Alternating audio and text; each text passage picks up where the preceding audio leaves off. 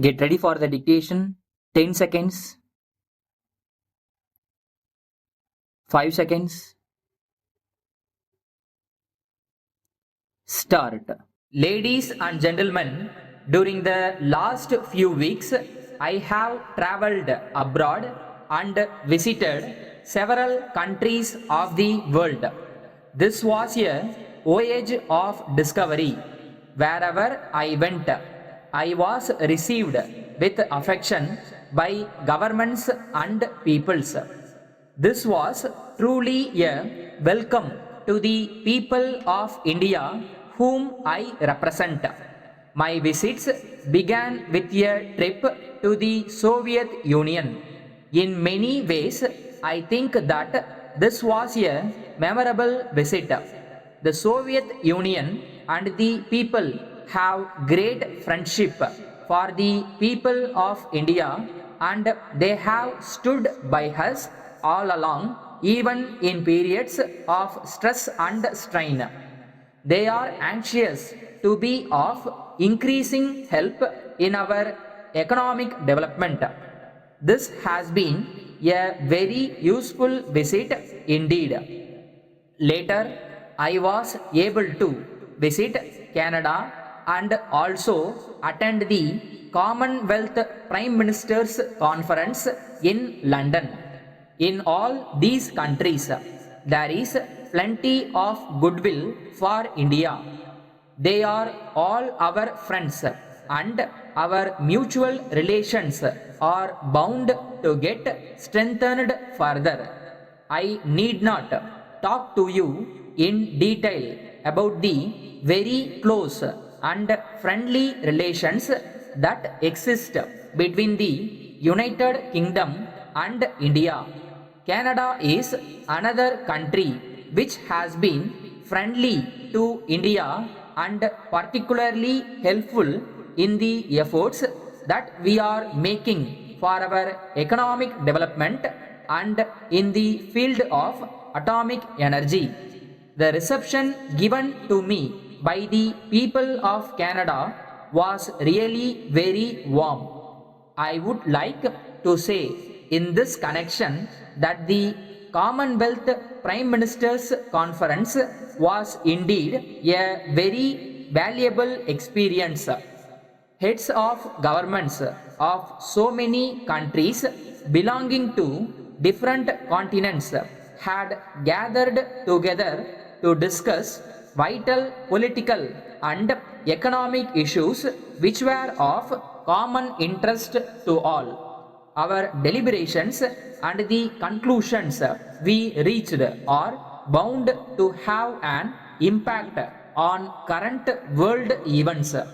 Wherever I went, I found that the Indian people are held in high respect as people who are wise and mature, and whose love for peace is a matter not of expediency but of principle.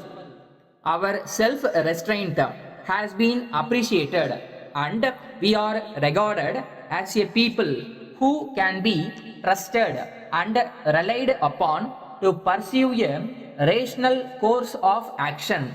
The image of India is that of a large and stable democracy in an area which is of great importance to the peace of the world.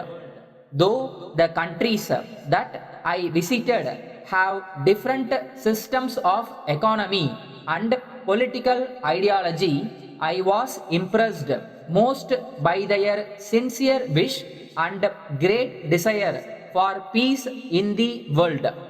The Soviet Union, in particular, has gone through many of the effects of war in its own country, in which a number of valuable lives were lost. Therefore, the people are naturally anxious that there should be no war again. In all countries I have visited, there was appreciation of the peaceful policies which India has pursued ever since the attainment of independence.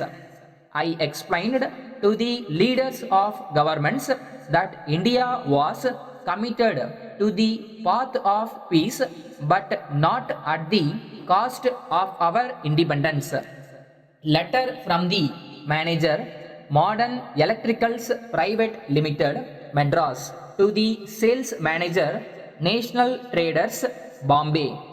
Dear Sir, please refer to our order dated 2nd March 1985 for the supply of 20 table fans. We regret to inform you that we have not so far heard from you in the matter. These goods are most urgently required. You had promised the delivery of these goods within a week. We are very sorry to tell you that we have been put to much inconvenience because of this long delay.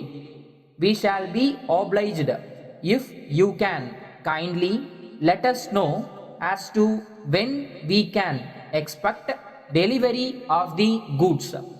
If these fans are not supplied before the end of this month, we may have to cancel the order. We would request you to send us a telegram in the matter immediately. We regret to inform you that this is not the first time that we have had to complain of delay in deliveries of goods ordered. As these goods were wanted as soon as possible, we had insisted on their prompt delivery when giving our orders. Looking forward to hearing from you as early as possible. Yours faithfully,